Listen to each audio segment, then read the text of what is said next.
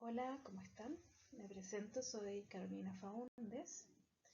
Em, Soy psicóloga. Tengo experiencia en el área de educación hace 12 años y anterior a eso 5 años de experiencia en el área clínica. Bueno, en el área de educación siempre he estado con consulta particular, así que también sigo manteniendo esa área. Hoy día, relacionado a el curso que se está dictando, que es el trastorno del espectro autista, abordaje emocional, conductual y estrategias de enseñanza-aprendizaje para el trabajo en el aula. Vamos a mirar ahí los dos módulos que me corresponden a mí, en los cuales yo los voy a estar acompañando.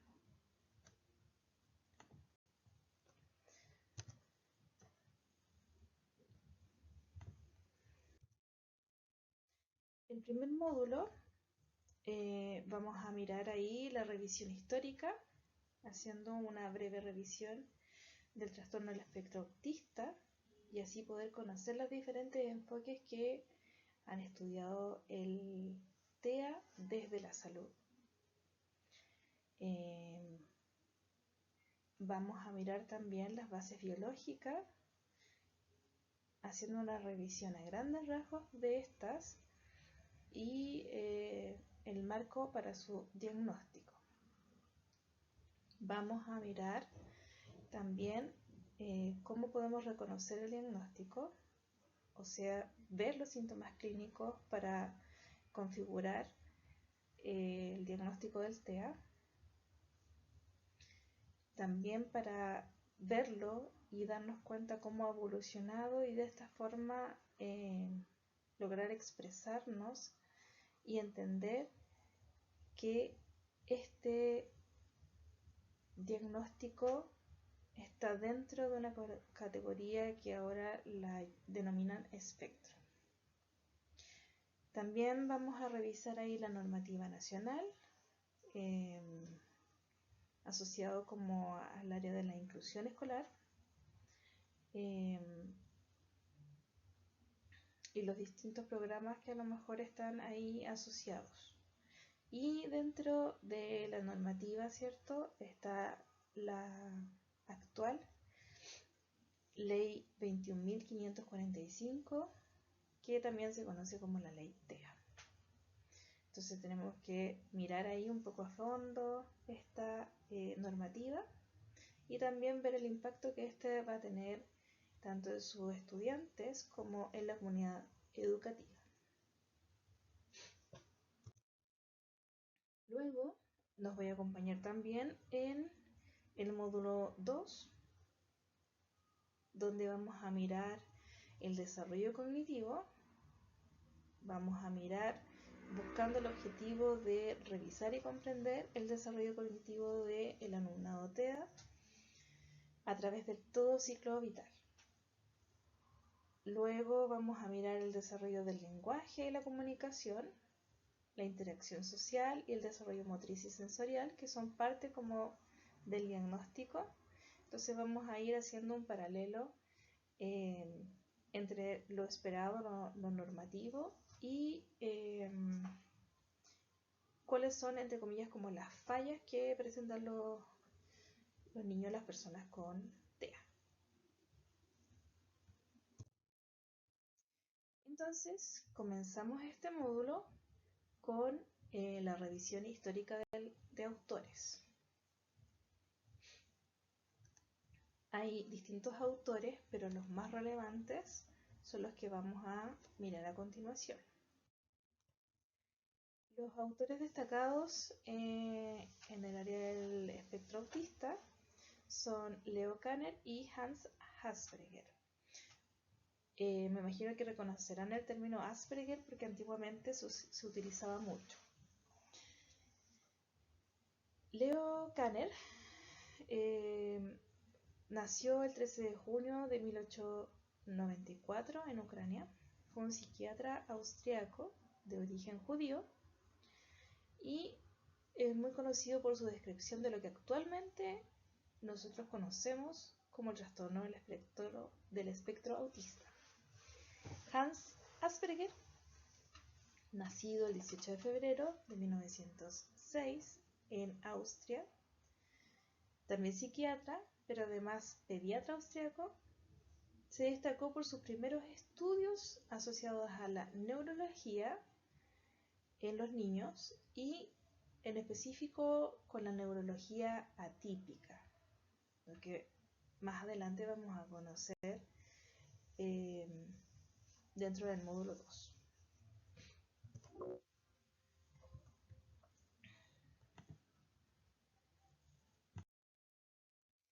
Bien, Leo Kanner, vamos a ir mirando un poquito más de este autor y cómo es que llega a mencionar el trastorno autista, del espectro autista.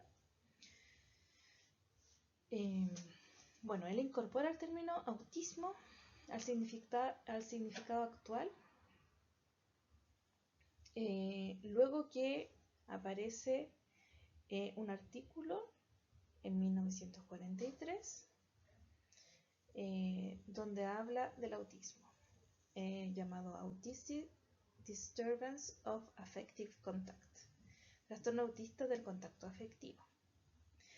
Kanner, que nació en 1894 en un pueblo de Austria que actualmente pertenece a Ucrania, luego de haber terminado sus estudios de medicina en Berlín y haber vivido la Primera Guerra Mundial, emigró a los Estados Unidos en el año 1924 y desde ahí orientó su interés hacia la psiquiatría y especialmente en los problemas infantiles en este campo.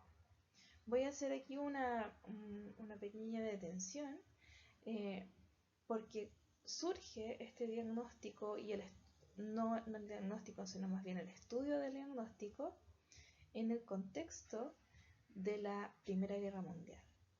Y se va a repetir más adelante relacionado a otros autores. Entonces, dice, ¿sabías que Leo Kanner fue un psiquiatra austríaco quien se considera el padre del autismo y definió por primera vez el término en base a un estudio realizado con 11 niños? Efectivamente, Leo Kanner realizó un estudio con 11 pequeños que tenían las características muy similares, y ahí yo les puse ahí en las distintas partes de la diapositiva cómo es que él define la sintomatología.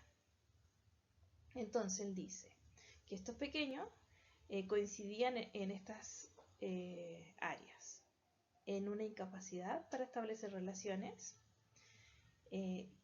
con una insistencia obsesiva de mantener el ambiente sin cambios, donde tenían alteraciones en el lenguaje, que tenían un aspecto físico normal, que sus primeros síntomas aparecen desde el nacimiento, o sea, ahí también él hizo un recorrido para estos pequeños en su vida.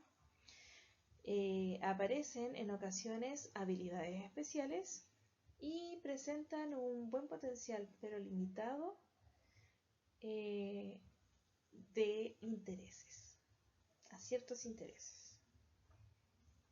Entonces, si ustedes se fijan, Leo Kanner ya en esa época estaba describiendo lo que actualmente nosotros vemos en los pequeños con TEA.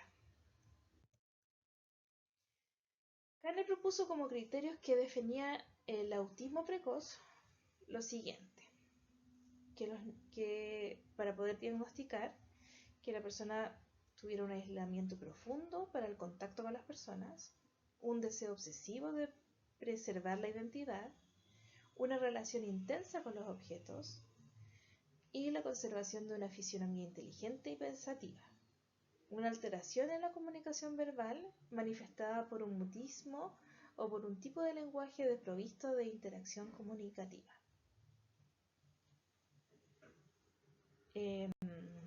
asociado, ¿cierto?, este último punto a las personas con TEA que no son verbales.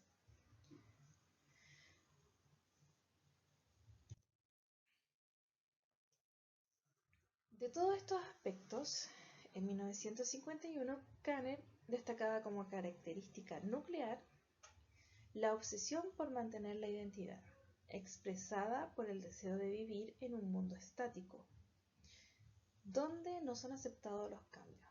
Esa frase la copié textual, me pareció interesante y por eso puse esa imagen, porque claro, visto desde afuera, pareciera que quisieran que el mundo no cambiara y que se mantuviera siempre igual.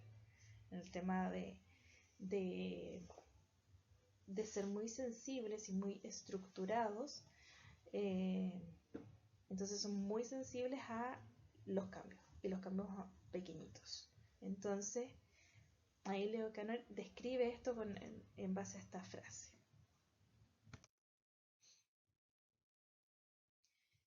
Leo Kanner entra como en vigencia, por así decirlo, a la misma época en que aparece el psicoanálisis. Va a ser un mini ultra resumen del psicoanálisis, ¿ya? Porque obviamente implica mucho más, pero nos tomaría mucho tiempo el poder ahondar en el psicoanálisis, además que es bastante complicado. Así que lo vamos a poner en términos muy simples para que lo podamos entender y para que hagamos la asociación con la visión que tenía Leo Kanner. Entonces la parte como oscura de la página aparece ahí, ¿cierto? Sigmund Freud, que es el fundador del psicoanálisis, y donde él veía las enfermedades mentales, así era como se denominaba antiguamente, que se desarrollaban a través de un impulso biológico y la mayoría de las veces este impulso biológico tenía una naturaleza sexual. También él decía que todas las enfermedades mentales tenían que ver con los primeros años de vida de una persona. O sea, ahí son fundamentales para entender cómo esta persona se desarrolla a futuro.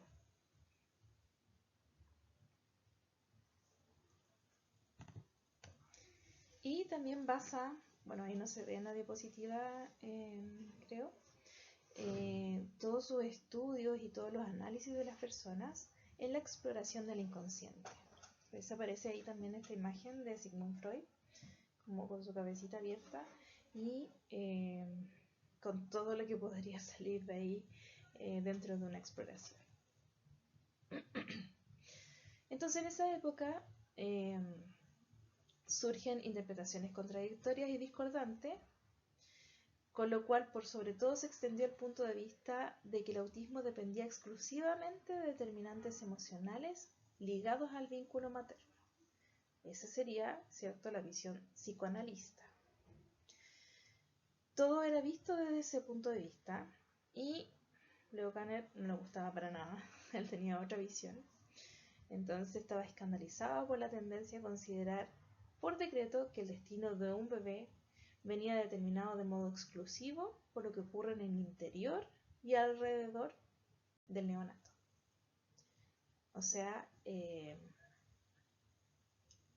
él ampliaba un poco ahí la visión.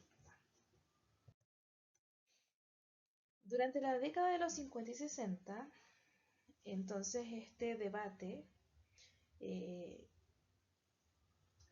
se establece, ¿cierto?, cuando irrumpe el autismo en el área psiquiátrica y este debate se centra en dos aspectos.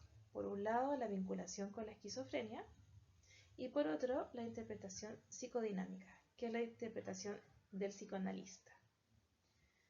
Kanner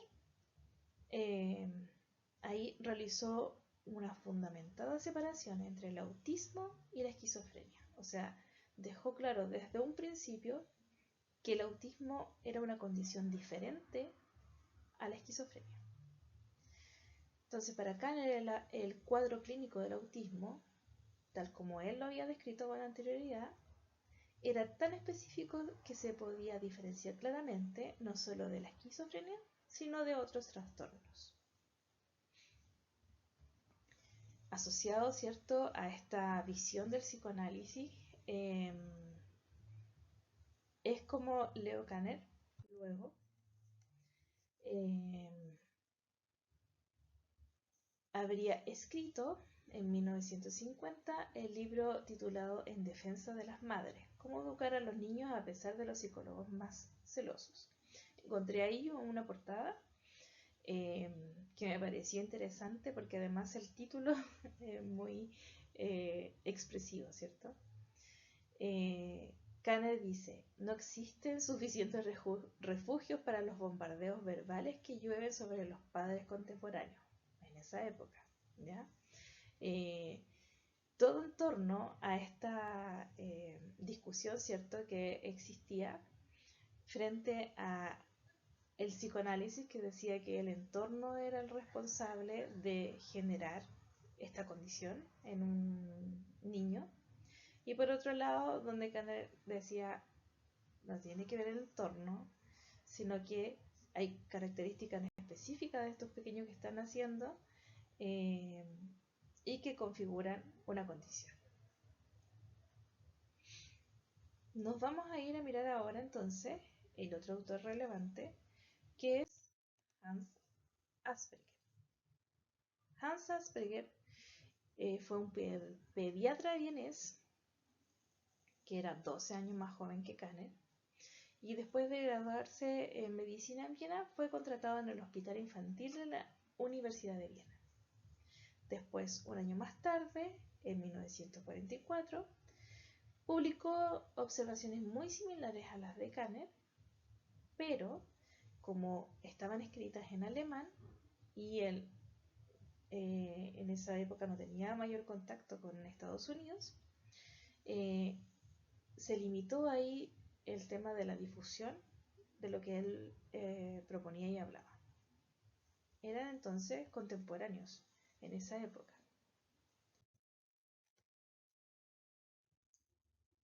Hans Asperger entonces identifica y caracteriza la conducta de sus pacientes como falta de empatía, ingenuidad, poca habilidad para hacer amigos, presencia de un lenguaje pedante o repetitivo, una pobre comunicación no verbal, interés desmesurado por ciertos temas, torpeza motora y mala coordinación. Él solía utilizar la denominación de pequeños profesores para poder referirse a estos niños por su capacidad para hablar de sus temas favoritos, que a él lo sorprendían, que eran muy detallado y muy preciso. Bueno, entonces ahí yo puse esta imagen de este pequeñito, ¿cierto? Con sus lentes, su carita ahí no tan expresiva, como haciendo alusión a estos pequeños profesores.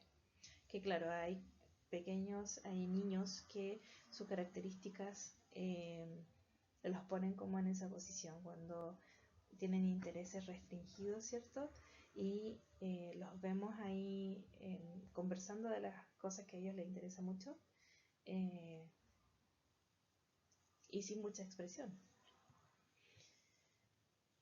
Bien, Hans Asperger con sus escritos impresiona porque es muy minucioso para describir las características de las personas que él había estudiado. Y también para buscar que estas personas se pudieran insertar en el área social cuando tuvieran este diagnóstico. Coincide con Kanner en su enfoque humanista del tratamiento de los pacientes. ¿Se acuerdan que habíamos visto recién el tema de cómo él, como a Kanner no le gustaba, ¿cierto? Cómo los psicoanalistas se referían a estos pacientes y al entorno familiar.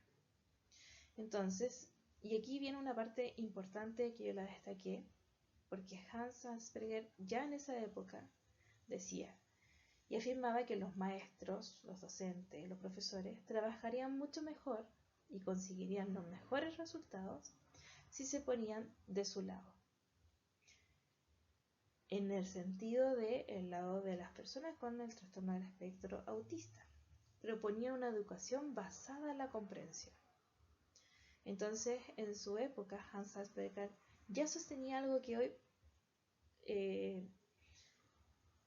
cuesta, ¿cierto?, a muchos profesionales dedicados a la educación, pero él ve que es radicalmente importante, que es como defender a los niños con el trastorno que describió y que aprenden más y mejor cuando son guiados por sus intereses especiales. Y por eso hablaba él de la comprensión, de entender. Aquí se hace muy importante cuando tengamos a un pequeño con TEA, observarlo, mirarlo, preguntarle a la familia, ¿cierto?, respecto a sus intereses especiales y darnos cuenta cómo es que él funciona. Y vamos a mirar entonces un muy breve resumen de otros autores asociados al área del TEA. Y aparece incluso antes de Leo Kanner y de Hans Asperger en 1926. No sé cómo se pronuncia el nombre de esta neuróloga rusa, pero fue la primera quien publicó una descripción de pacientes que hoy en día se denominan como TEA o Asperger. Obviamente ya en esa época no utilizó ningún término, pero ya ella había descrito pacientes con esas características. Luego, en esta pequeña línea de tiempo, en 1967, vemos a Bruno Bettelheim, que es un psicoanalista austríaco. Él sí ve el autismo desde el psicoanálisis y toma importancia porque se dedica a analizar estos casos considerados que tenían el diagnóstico, y desde el psicoanálisis él realiza este paralelo entre los síntomas que tienen las personas con autismo y lo que él vivió en el campo de concentración. Entonces ahí aparece una teoría de las repercusiones de la primera edad, ¿cierto?, de estos niños, que él llama una madre nevera, como una madre refrigerador, donde él sostiene que esta mamá rechaza la existencia de su hijo y por eso se activa o aparece el trastorno del espectro autista. Yo creo que ahí, dentro de lo más interesante es este paralelo que él hace entre su vivencia en el campo de concentración y la sintomatología, que de repente pudieran ser algo similares. Ahora, su teoría, obviamente como una teoría hay que mirarla, ¿cierto?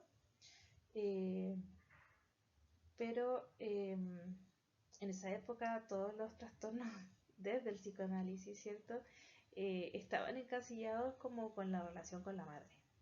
Entonces, tanto la esquizofrenia, por ejemplo, y el trastorno del espectro autista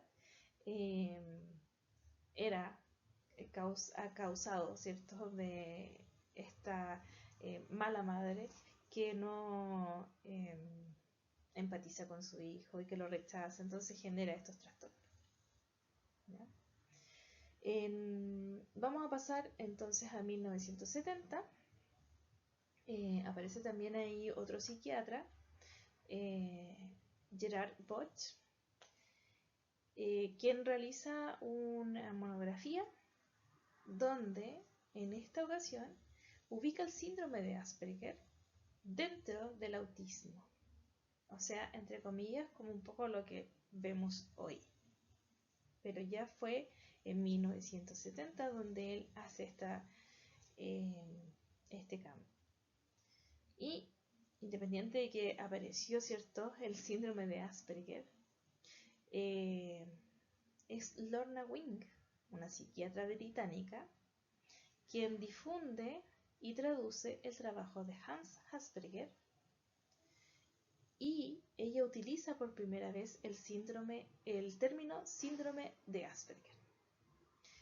Y posteriormente usa la expresión TEA, o sea, trastorno del espectro autista, donde ahí el trastorno de Asperger o el síndrome de Asperger queda un poquito diluido en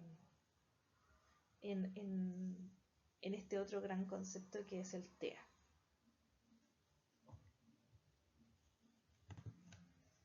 Bien, hasta ahí llegamos entonces con referente a los autores importantes. Y ahora nos vamos a adentrar en una revisión histórica de la clasificación diagnóstica.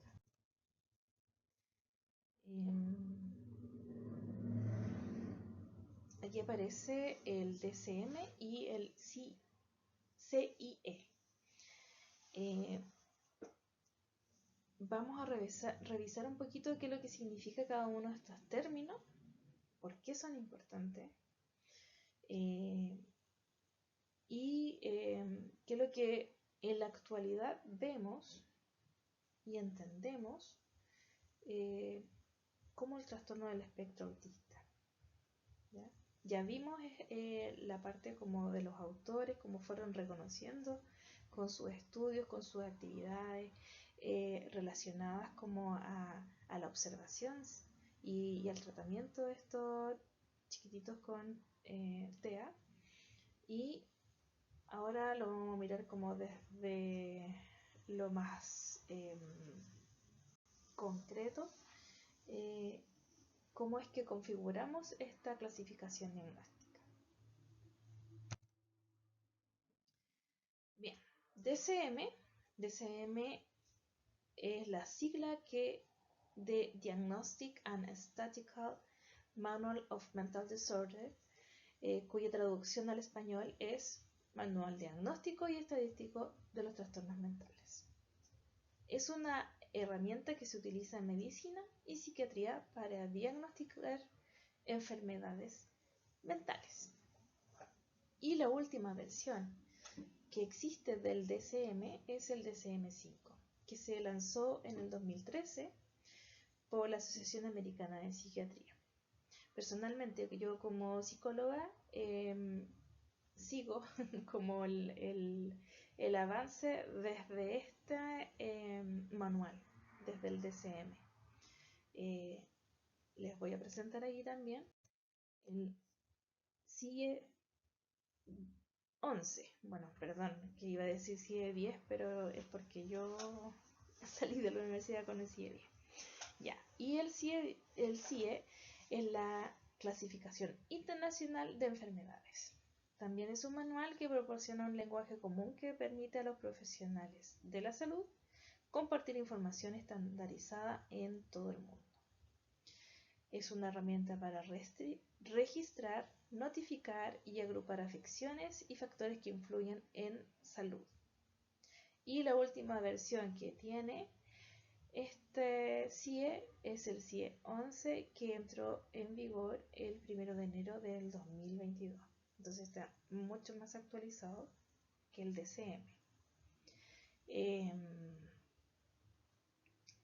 Si es que alguna vez se han fijado, por ejemplo, en alguna evolución médica, aquí en Chile al menos utilizan el CIE para poder generar algunas evoluciones, ¿ya?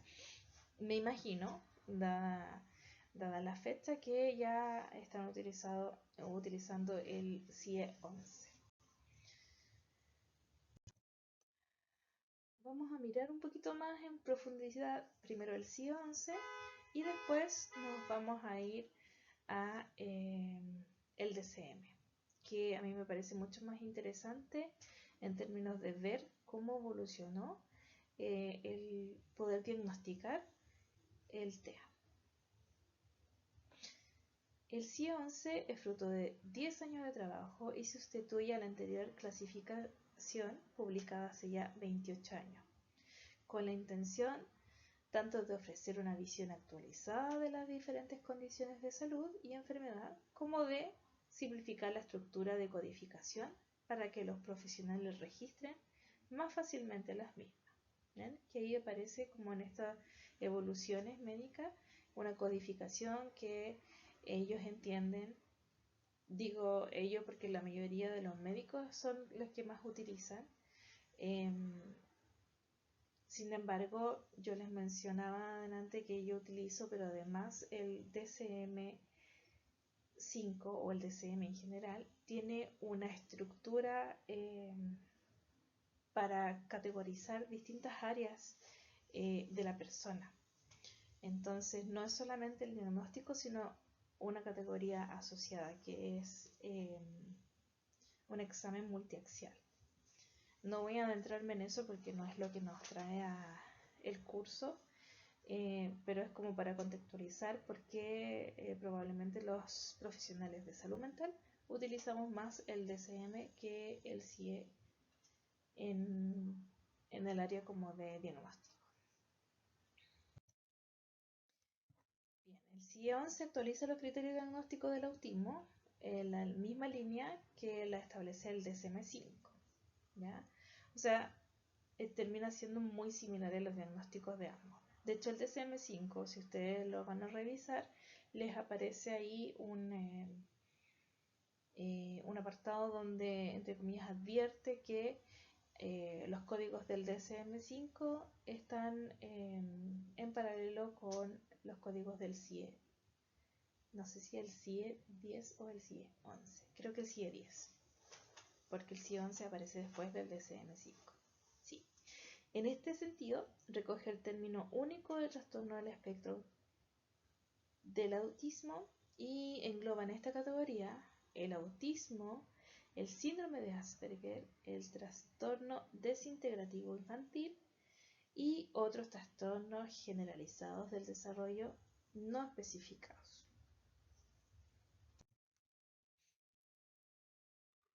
Respecto a las características nucleares del TEA, el CIE-11 incluye las mismas dos categorías del DSM-5. Vamos a verlos un poquito más adelante. Una de ellas es las dificultades para la interacción y la comunicación social, los intereses restringidos y comportamientos repetitivos. Pero elimina una tercera que sí aparecía en la versión anterior, relacionado con los problemas del lenguaje. Y ambas clasificaciones señalan también la importancia de explorar sensibilidades sensoriales inusuales, que es algo común en las personas con autismo. El CIE 10 y el CIE 11 son las versiones de la clasificación que se han utilizado para diagnosticar el TEA. O sea, antes de eso CIE no aparecía el TEA como un término a diagnosticar. El CIE 10 clasifica el TEA como un trastorno generalizado del desarrollo, o con su sigla TGD, y el CIE 11 lo clasifica como un trastorno del neurodesarrollo. Aquí de repente pasa, por ejemplo, en los informes médicos, perdón que lo diga así también, pero médicos que tal vez no se han actualizado y que siguen utilizando términos antiguos. Entonces, me ha pasado, me ha ocurrido que han llegado, por ejemplo, informes donde clasifican trastornos generalizados del desarrollo. Entonces uno entra en el dilema de lo está diagnosticando como un trastorno generalizado del desarrollo o lo está diagnosticando como un TEA. Entonces, ahí genera un poquito de confusión porque hay algunos profesionales obviamente que aún no se han actualizado como en la información, pero son los menos. Ahora ya claramente son los menos. Bien, vamos a entonces profundizar un poquito más en el DCM, mirando todas las versiones. Como el DCM tiene 5 versiones, podemos ir mirando cómo ha evolucionado el diagnóstico a través de la aparición de este manual y a través de los años. La primera versión del DCM, el DCM-1, ¿cierto?, apareció en el año 1952. A pesar de que el autismo ya había sido identificado como una entidad específica 9 años antes, recuerden ahí los autores que había mencionado, en esta versión, que es la primera versión, no fue incluido. Entonces los niños con características descritas en el autismo eran diagnosticados como una reacción esquizofrénica de tipo infantil. O sea, estaban dentro de esa tipología, por así decirlo. No se reconocía el TEA como tal. Luego aparece el DSM-2 en 1968, que tampoco contemplaba el autismo como un diagnóstico en específico, sino como una característica propia de la esquizofrenia infantil. O sea, nuevamente no aparece el TEA como un diagnóstico en sí. Dice, se puntualizaba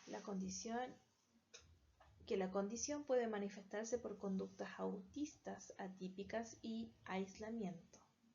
Y se mencionaba además la existencia de un fracaso para desarrollar una identidad independiente de la madre. También hacía referencia a la posible asociación con un retraso mental, como una característica adicional. O sea, el DSM-1 y 2, si lo miramos un poco desde los autores y la época en que se estaba aplicando y desarrollando, estaba mucho más asociado como a la escuela del psicoanálisis que otras escuelas y otros autores.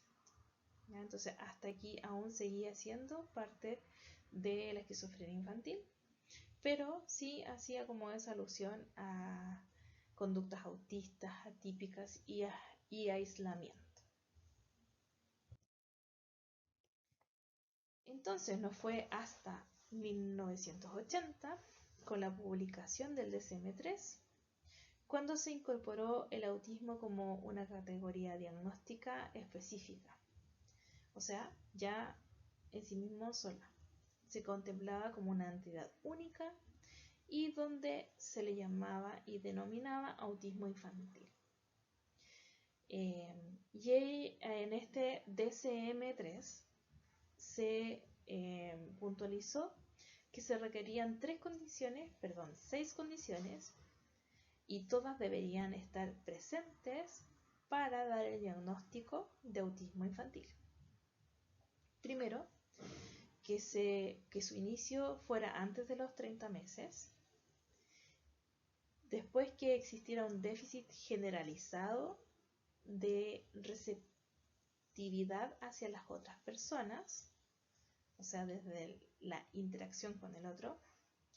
Un déficit importante en el desarrollo del lenguaje. Si hay lenguaje, se caracteriza por patrones peculiares tales como la ecolalia inmediata o retrasada, un lenguaje metafórico e inversión de los pronombres. O sea, aquí ya empieza a aparecer un poquito más específico características que nosotros podríamos ver en nuestros niños que tienen TEA.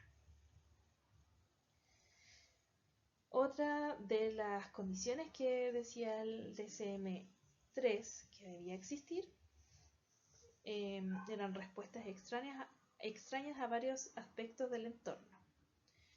Por ejemplo, resistirse a los cambios, un interés peculiar o apego a objetos animados o inanimados. Y aquí puntualiza, ¿cierto?, la ausencia de ideas delirantes, alucinaciones, asociaciones laxas, como sucede en la esquizofrenia. O sea, ahí hace como el paréntesis, dice, no es esquizofrenia, es autismo infantil. Ojo aquí que dentro del DSM, ¿cierto?, se va flexibilizando un poco el diagnóstico y ingresando más especificación, ¿ya?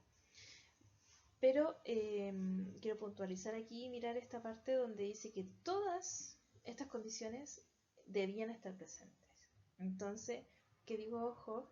Porque si una no estaba, por ejemplo, déficit importante en el desarrollo del lenguaje, ya no era autismo infantil para un diagnóstico, ¿ya?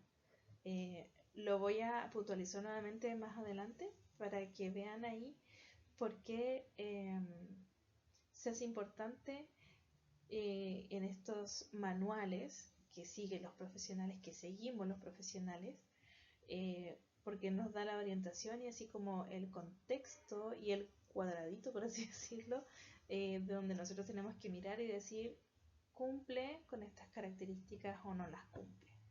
En esa época era mucho más estructurada el diagnóstico, en términos como de que no se podía, no era flexible, a eso me refiero, que no era flexible. Por lo tanto, si faltaba una de estas condiciones, ya no tenía el diagnóstico de autismo infantil. Eso en 1980. Pongamos ojo ahí. Luego aparece el DSM-3R, que es como una revisión del DSM-3. Y aquí amplió la versión anterior al delimitar los criterios diagnósticos, cada uno de los cuales era descrito minuciosamente y con gran detalle. O sea, ya se puso como no solo lo que habíamos visto recién, sino que además describió cada uno de esos puntos. Y se incorporaba al texto ejemplos concretos que aclaraban cuándo un criterio se debía considerar positivo. ¿Ven? Que yo les decía que adelante era como muy específico, esa era la palabra, específico, y no daba posibilidad como a la flexibilidad para dar el diagnóstico. Ya el DSM-3R revisado da más descripciones de qué es lo que podemos ver dentro de cada una de ellas. Entonces el DSM-3 contemplaba el autismo como una categoría única, si bien admitía el diagnóstico del autismo atípico para aquellos casos que, aunando características claras de autismo, no cumplían con todos los criterios. ¿Ven? El tema del criterio. Si no cumplían con todos los criterios, ahí pasaba a ser un autismo atípico. O sea, estaba la descripción, ¿cierto? Pero además no lograba cumplir con todos los criterios. Y ahí hacían como alusión a, sí, existe autismo, pero un autismo atípico porque no cumple con todos los criterios y las características.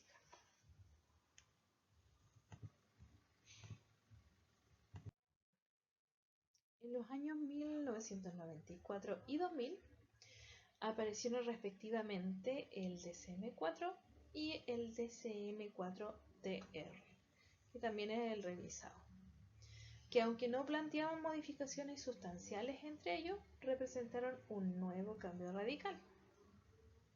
Por una parte, se definieron 5 categorías de autismo: el trastorno autista, el trastorno de Asperger, el trastorno de Rett, el trastorno desintegrativo infantil y el trastorno generalizado del desarrollo no especificado. Si se dan cuenta aquí, entonces no es que era el trastorno, sino que dentro de las categorías del autismo aparecían estos 5 distintos trastornos. Entonces se hace un poquito más difícil o se amplía como la posibilidad para generar un diagnóstico. Y se incorporó el término de trastorno generalizado del desarrollo como una denominación genérica para englobar los subtipos de autismo. ¿Ya? Vamos a mirar aquí entonces otro aspecto determinante que se modificó con respecto al DSM-3R que habíamos visto con anterioridad fueron los criterios diagnósticos. Los 16 criterios para el trastorno autista del DSM-3 fueron reducidos a 6. ¿Ya? Aquí voy a hacer la aclaración de que, claro, nosotros vimos menos, pero dentro de esos criterios que nosotros recién vimos, aparecen más especificaciones. Entonces, por ejemplo, dentro de la dificultad en el desarrollo del lenguaje, y empieza a describir más criterios en relación a esa puntualmente. ¿Ya? Entonces, por eso aparecen descritos más. Ya, vuelvo. Fueron reducidos a 6, donde obviamente tras esta revisión el diagnóstico pasaba a ser menos restringido. ¿Ya? Ahí puse unos ojitos, entonces, para que miremos y nos demos cuenta, ¿cierto? De un detalle importante. Todo esto generó un cambio en el panorama, ¿ya? Cambió el paradigma de cómo nosotros veíamos el trastorno del espectro autista, y donde la repercusión más importante de esta revisión del DSM fue el incremento en el diagnóstico del autismo. ¿Ya? O sea, yo creo que nosotros acá en Chile tal vez no lo vimos tanto, pero como aparece en el 2000 el DSM-4 empieza como a surgir y aparecer con mayor frecuencia el trastorno del espectro autista. Hoy en día estamos con el DSM-5, entonces lo vamos a mirar, lo vamos a revisar bien también, porque también implica, cuando nos preguntamos por qué han aparecido más niños con TEA o han nacido más niños con TEA, tal vez se deba a que el diagnóstico actual, no sé si decirlo como más flexible, pero sí permite como incorporar algunas conductas y dejar pasar otras. Por lo tanto, hay niños que no cumplen como a cabalidad lo del DSM-3, pero sí cumplen las características o los criterios del DSM-5. Entonces, si lo miramos así, aparecen como un auge, entre comillas, del diagnóstico, ¿ya? Pero yo creo que básicamente porque había un desconocimiento antes. Recuerden que antes el diagnóstico estaba asociado a la esquizofrenia, ¿ya? No a lo que realmente hoy conocemos como TEA y como el espectro autista.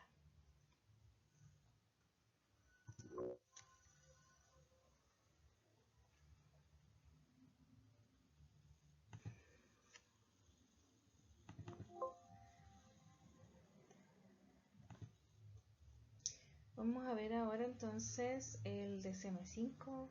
Aquí lo vamos a mirar más en detalle y les va a quedar más claro lo que tiene relación al contexto actual.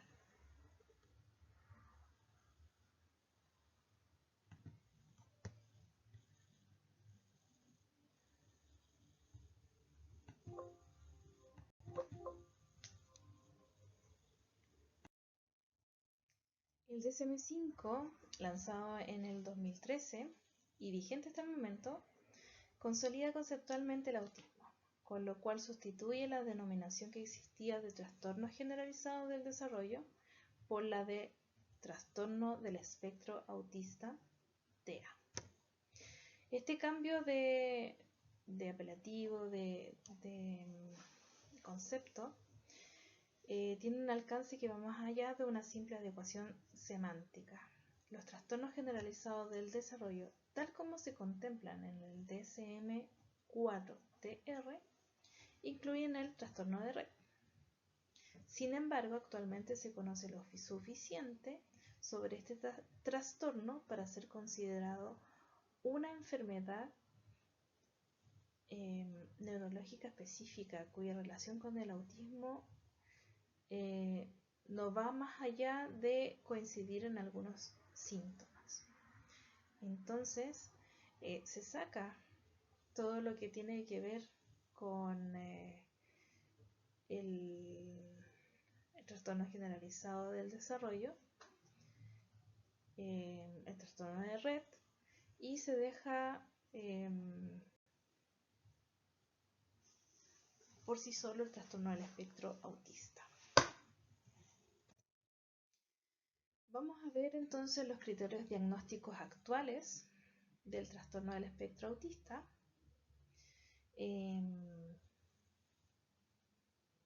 Aquí vamos a ir mirando un poquito cómo es que se constituyen. Lo que yo les decía, que primero hay un criterio y luego de esto vamos a ir especificando cada uno de ellos más abajo.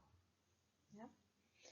Entonces, dice deficiencias persistentes en la comunicación social y en la interacción social en los diversos contextos, manifestado por lo siguiente: actualmente o por los antecedentes. Dice, los ejemplos son ilustrativos, pero no exhaustivos. ¿Ya? O sea, nos guían, pero no significa que sea lo único que tenemos que mirar o que tiene que cumplir la persona para poder decir cumple con este primer criterio. Y aquí es importante que ustedes entiendan que el primer criterio entonces tiene que ver con la deficiencia en la comunicación social y en la interacción social en los diversos contextos. De ahí bajamos entonces y es más específico y dice las deficiencias en la reciprocidad socioemocional. Esa es una. Dice, varían, por ejemplo, desde un acercamiento social anormal y un fracaso de la conversación normal en ambos sentidos, pensado por la disminución en interés, emociones o afectos compartidos, hasta el fracaso en iniciar o responder a interacciones sociales. Lo voy a traducir al español. La deficiencia en la reciprocidad socioemocional. ¿Ya? Por ejemplo, cuando vemos a chicos que no les gusta que les toquen, que no se pueden acercar mucho, y por el otro lado también vemos a los pequeños que se acercan mucho, que abrazan mucho. Entonces no hay como por así decirlo, como una regulación, un equilibrio entre esos, y aparecen como muy a los extremos. ¿Ya? Que fracaso entonces en la conversación normal, porque muchas veces ellos no entienden, no es que no lo comprendan en términos como de inteligencia, sino que todo lo que nosotros englobamos dentro de nuestra comunicación no verbal no es leída. ¿Ya? Entonces, si yo tengo una sonrisa y estoy diciendo algo, ellos solo entienden lo que yo digo, pero no logran comprender que en ese momento, por ejemplo, puedo estar contenta contándole algo. ¿Ya? Y por otro lado, también a ellos les cuesta muchísimo expresar esas mismas emociones. Entonces, tener esas expresiones no verbales, hacer las entonaciones vocales y todo el tema, ¿ya? Y bueno, dentro de estas mismas deficiencias de comunicación social e interacción aparecen las deficiencias en las conductas comunicativas no verbales, lo que yo les explicaba recién, ¿ya? Entonces, por un lado reconocer, en otros esa comunicación no verbal, y por otro lado expresar esa comunicación no verbal.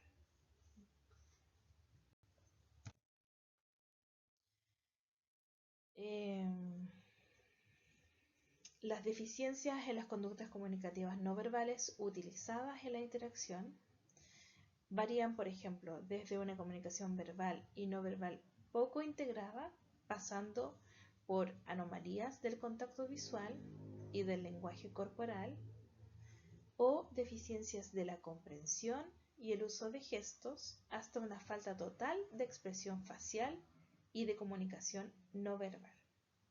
Ya se los había mencionado antes, ¿cierto? Pero ahí voy a puntualizar en el tema del contacto visual.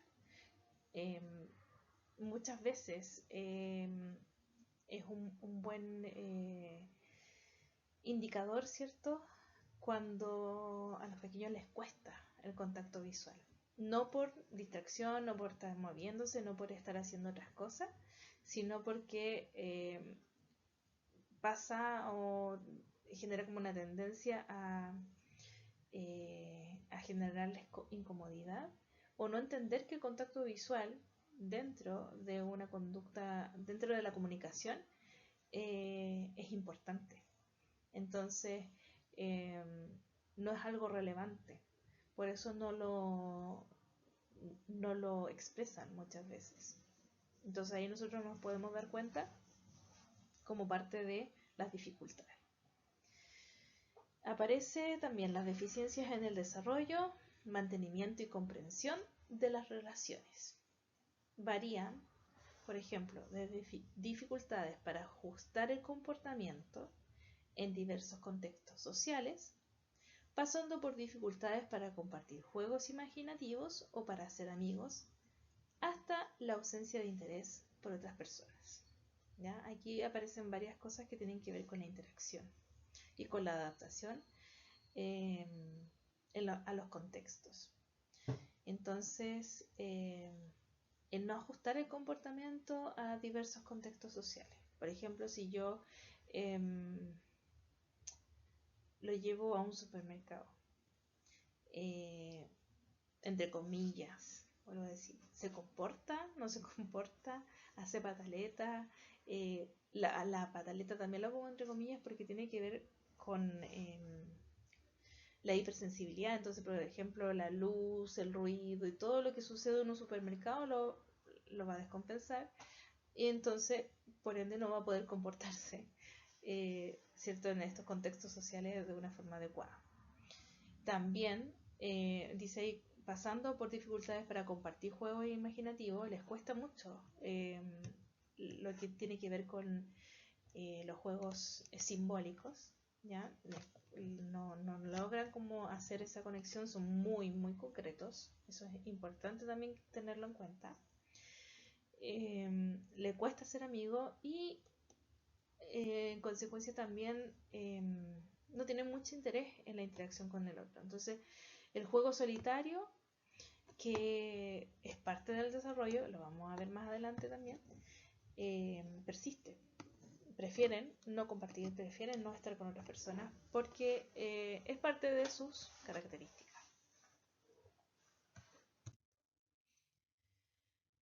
B. Aquí pasamos, ¿cierto?, a otra temática, y estos son los patrones restrictivos y repetitivos del comportamiento. Intereses o actividades que se manifiestan en dos o más de los siguientes puntos, actualmente o por los antecedentes. Vuelve a repetir que son ejemplos ilustrativos, pero no exhaustivos. ¿Ya? Entonces, la categoría es patrones restrictivos y repetitivos de comportamiento. Pueden ser restrictivos repetitivos de intereses o repetitivos y restrictivos en actividades. ¿Ya? Entonces ahí empieza a describir cada uno de lo que tiene relación a esto. Vamos a mirar. Entonces, movimientos repetitivos, utilización de objetos o habla estereotipada o repetitiva.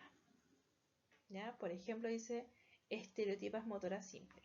El aleteo, ¿cierto? Es como el más común, es como más asociado al diagnóstico, pero puede ser movimiento hacia adelante, hacia atrás, de repente hacer ciertos circuitos. Hay pequeños que necesitan para autorregularse, por ejemplo, entrar al colegio y hacer un circuito en específico, pasar por un lugar varias veces. ¿Ya? También habla como de los movimientos. Alineación de los juguetes o cambios de lugar de los objetos. ¿Ya? Bueno, eso yo encuentro que, me imagino que lo pueden, es como dentro de lo típico que uno conoce y entiende, ¿cierto? Que los niños, y lo que primero a los papás les da como la sospecha de cuando están jugando, pero el juego no es simbólico, ¿cierto? O sea, no es que yo ocupe el autito para hacer el run y moverlo como un auto, sino que lo apilo, lo pongo en línea, genero patrones, a eso se refiere. Ecolalias y frases idiosincráticas. Voy a hablar aquí un poco de la ecolalia, que es como repetir, ¿cierto? Puede ser palabras, puede ser incluso frases y puede ser como la última parte de una palabra, ¿ya? A veces pasan muy desapercibidos porque lo dicen de forma muy bajita o es como la última parte de la palabra, entonces no se nota tanto. ¿Ya? Las ecolalias por lo general se notan un poquito más cuando ya es como parte de una palabra o una frase, pero tienden a ser más palabras. ¿No? Insistencia en la monotonía, excesiva inflexibilidad de rutinas o patrones ritualizados de comportamiento verbal o no verbal. Por ejemplo, dice,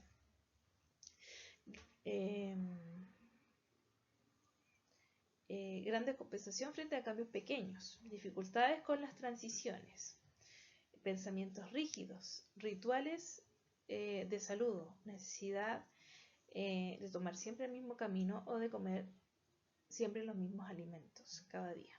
¿Ya? A eso se refiere como la monotonía, dificultades para ser flexibles y buscar rutinas. Ahora, las rutinas juegan a favor muchas veces en el contexto escolar para poder organizar la vida de los chicos y no se descompense.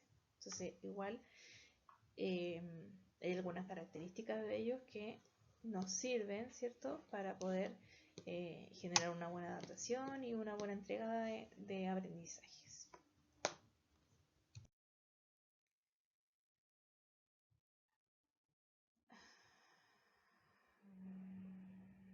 Intereses muy restringidos o fijos, que son anormales en cuanto a su intensidad o foco de interés. Por ejemplo, fuerte apego o preocupación por objetos inusuales, intereses excesivamente circunscritos o perseverantes. Intereses restringidos y fijos. Pueden ser tan restringidos como, no sé, andar con un objeto en específico en la mano. Recuerdo a uno pequeño, uno más grande y otro más pequeño, por ejemplo, que ella andaba con una cuenta de collar constantemente en su mano y lo que hacía era como golpearlo con algo porque el ruido le ayudaba a compensarse. Entonces constantemente ella estaba y andaba con ella en todos lados. O sea, el hecho de que se lo quitaran ya era una descompensación. Y el otro pequeño, por ejemplo, cuando estaba más chiquitito, igual después creció y evolucionó en esos intereses restringidos. Le gustaban, por ejemplo, dentro de un hilito, algo que él viera que se movía. Y en la casa, por ejemplo, los papás le pasaban una bolsita de té, como eso, como un péndulo. Y eso él lo miraba, lo miraba, lo miraba y generaba que se pudiera autorregular. Por eso le digo que son, ahí aparece, ¿cierto? Objetos inusuales. Otro es el hiper o hiporreactividad a los estímulos sensoriales o interés inhabitual por aspectos sensoriales del entorno. ¿Ya? Por ejemplo, dice indiferencia aparente al dolor o la temperatura. Tienen un alto nivel, un alto umbral del dolor. Y eso es complejo. Es muy complejo porque se pueden caer, quebrar un brazo y seguir caminando. Pero es parte de las características de. Entonces, si hay pequeños así, a lo mejor cumple uno de los criterios del TEA. Respuesta adversa a sonidos o texturas específicas. Olfateo o palpación excesiva de objetos. Fascinación visual por el movimiento de algunos objetos. Ahí aparece, ¿cierto?, la hiper o hiporreactividad. Por lo general tiende a ser una hiperreactividad a sonidos, a ¿cómo se llama? Estímulos visuales como la luz. Recuerdo incluso algún pequeño que la voz del profesor masculino le molestaba mucho. Salía de la sala. Y cuando estaba la voz de la profesora femenina, él ingresaba nuevamente. Y son sutilezas. Hay una sensibilidad especial que muchos de nosotros no logramos tener. Y bueno, ahí dice olfatear o palpación excesiva de objetos. Claro, estas mismas cosas como de tocar, oler, tocar al otro, oler, tiene que ver con el área sensorial.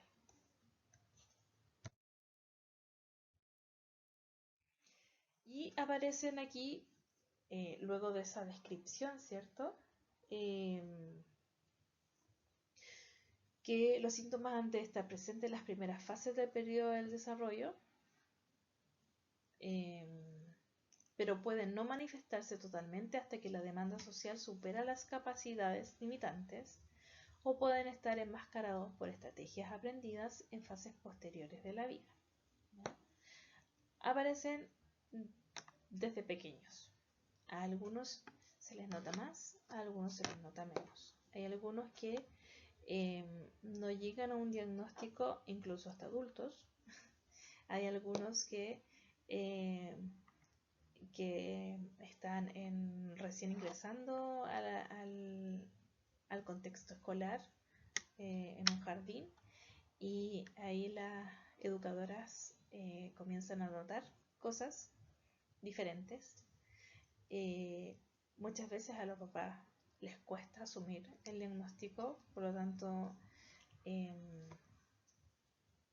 no conectan mucho con estas diferencias, por así decirlo.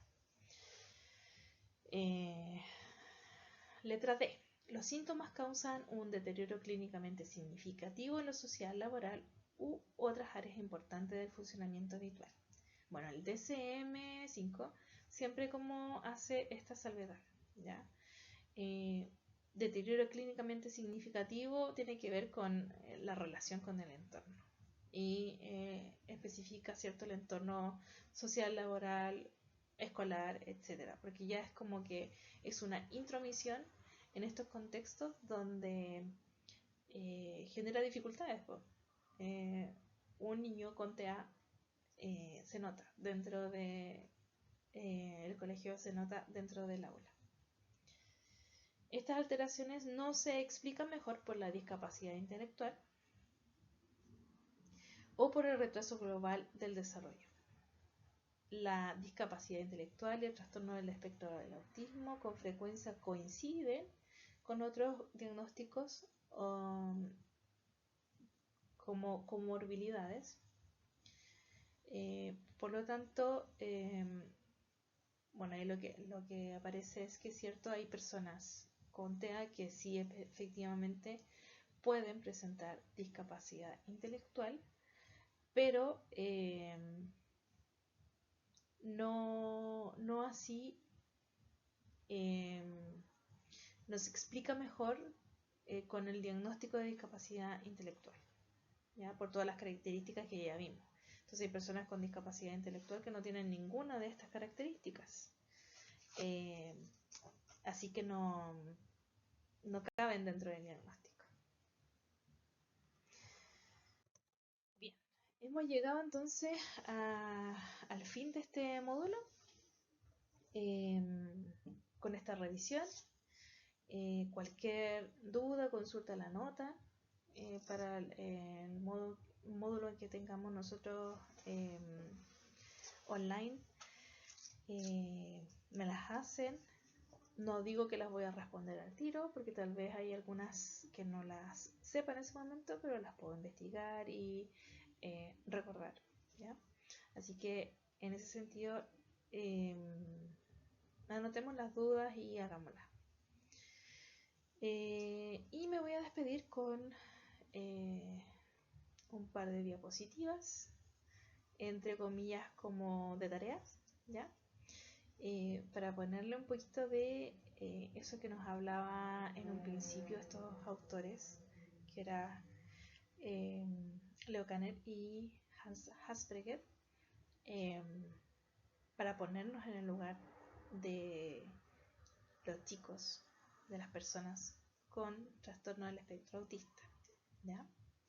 Entonces, la primera tarea es esta imagen, ¿ya? Quiero que la miren, que reflexionen en relación a ella y lo que vimos en esta cápsula.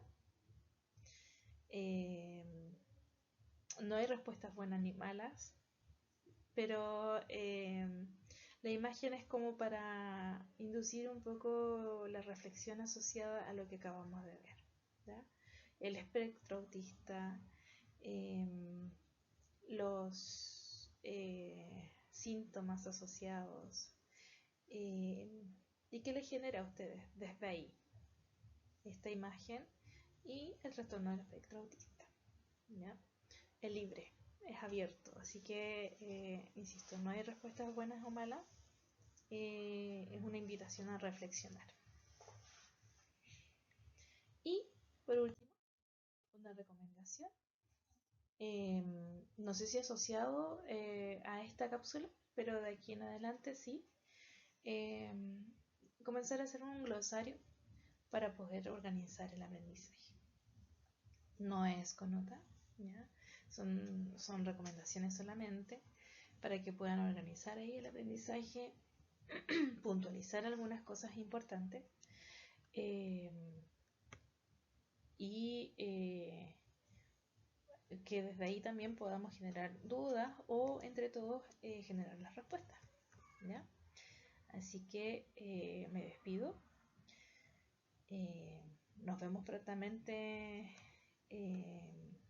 online, pero sincrónico, así que ahí nos conoceremos un poquito más. Y espero haber sido clara con la información. Insisto, cualquier duda o consulta de la cápsula me la pueden hacer ese día o en los foros de la universidad, si así lo estiman. Y nos estamos encontrando prontamente. Que estén muy bien.